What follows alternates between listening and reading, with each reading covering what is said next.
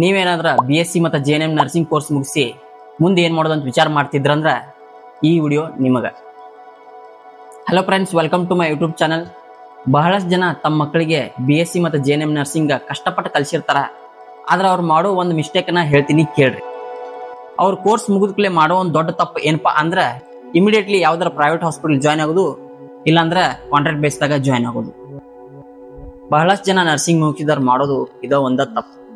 ಒಂದ್ಸರಿ ನೀವು ಪ್ರೈವೇಟ್ ಹಾಸ್ಪಿಟಲ್ದಾಗ ಇಲ್ಲಾಂದ್ರ ಕಾಂಟ್ರಾಕ್ಟ್ ಬೇಸ್ದಾಗ ಜಾಯ್ನ್ ಆದ್ರಿ ಅಂದ್ರ ನಿಮ್ ಕತಿ ಮುಗೀತು. ಎಷ್ಟೋ ಜನ ನರ್ಸಿಂಗ್ ಸ್ಟೂಡೆಂಟ್ ಡ್ರೀಮ್ ಇರ್ತೈತಿ, ನಾನು ಏಮ್ಸ್ ಹಾಸ್ಪಿಟಲ್ದಾಗ ಜಾಬ್ ಮಾಡ್ಬೇಕಂತ.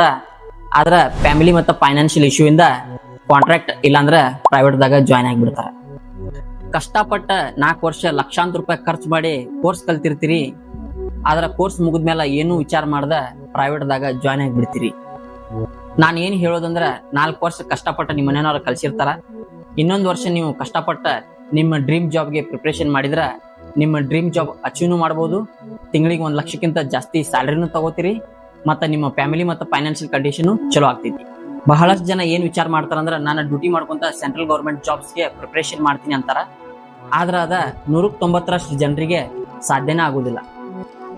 ಯಾಕಂದ್ರೆ ನಿಮಗೆ ಸಫಿಷಿಯಂಟ್ ಟೈಮು ಸಿಗೋದಿಲ್ಲ ಮತ್ತು ಮಾನಸಿಕ ನೆಮ್ಮದಿನೂ ಇರೋದಿಲ್ಲ. ಇನ್ನೊಂದು ಕಿವಿ ಮಾತು ಹೇಳ್ತೇನೆ, ಸೋಷಿಯಲಿ ಐಸೋಲೇಟ್ ಆಗ್ರಿ. 1 ವರ್ಷ ಕಂಪ್ಲೀಟ್ ಡೆಡಿಕೇಟೆಡ್ ಸ್ಟಡಿ ಮಾಡ್ರಿ. 100% ನೀವು ಇದ್ರಾಗ ಅಚೀವ್ಮೆಂಟ್ ಮಾಡ್ತೀರಿ.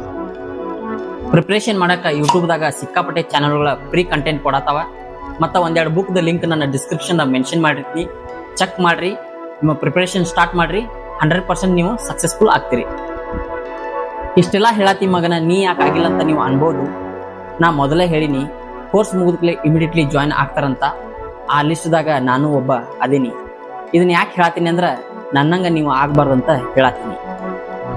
ಈ ವಿಡಿಯೋ ಇಷ್ಟ ಆಗಿತ್ತಪ್ಪ ಅಂದ್ರೆ ಲೈಕ್ ಮಾಡ್ರಿ, ಇಲ್ಲಾಂದ್ರೆ ಕಮೆಂಟ್ ಬಾಕ್ಸ್ ಫ್ರೀ ಐತಿ, 1-2 ಬೈಗಳ ಬೈದು ಹೋಗ್ರಿ. ಚಾನಲ್ಗೆ ಸಬ್ಸ್ಕ್ರೈಬ್ ಮಾಡೋದ ಮರಿಬೇಡ್ರಿ. ಮತ್ತೆ ಮುಂದಿನ ವಿಡಿಯೋದ ಸಿಗುನು. ಅಲ್ಲಿವರೆಗೂ ಧನ್ಯವಾದಗಳು.